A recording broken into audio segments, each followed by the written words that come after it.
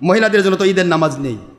হুজুর বলেছেন মহিলার জন্য ঈদের নামাজ, তারপরে জুমার নামাজ মহিলাদের জন্য কি করা হয়েছে?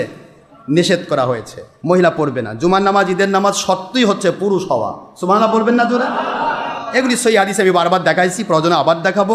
বাতিল ফেরকার এখন উল্টাপাল্টা করতেছে। আল্লাহ বললেন মহিলাদেরকে ঘরে রাখো, করনা ফি বুয়ুতি কুন্না, তোমাদের ঘর সমিয়ে রাখো। আর এরা নিয়েছে মাঠের মধ্যে নামাজ পড়ার জন্য।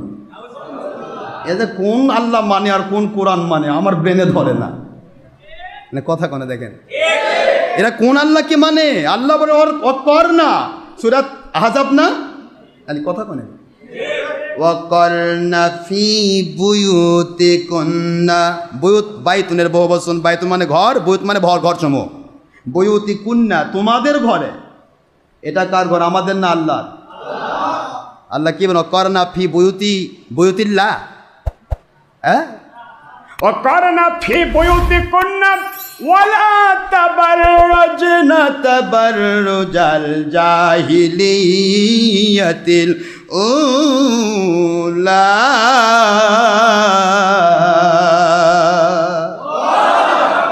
এ কথা আমার? সূরাতুল আহজাব খুললেই পাবেন 22 নম্বর পারার ফার্স্ট পেজ, 33 নম্বর সূরা। কত নম্বর?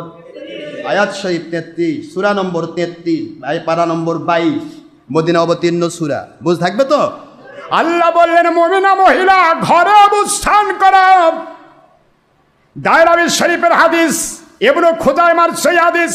হুজুর বললেন মহিলা ঘরের প্রকোষ্ঠে একা নামাজ পড়লে, পুরুষরা মসজিদে এসে ঈদগাহে এসে নামাজ পড়ে যে সওয়াব পাবে 27 গুণ জামাতে, এর চাইতে 25 গুণ সওয়াব মহিলাদের পর্দা রক্ষা করে ঘরে আদায় করার জন্য 25 গুণ সওয়াব তাদেরকে বাড়ায় দেওয়া হবে।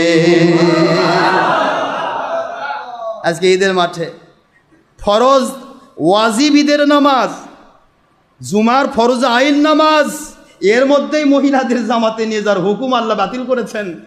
আর আমাদের হুজুরেরা বলে এখন মহিলাদের তারাবিও পড়াচ্ছে জামাতে।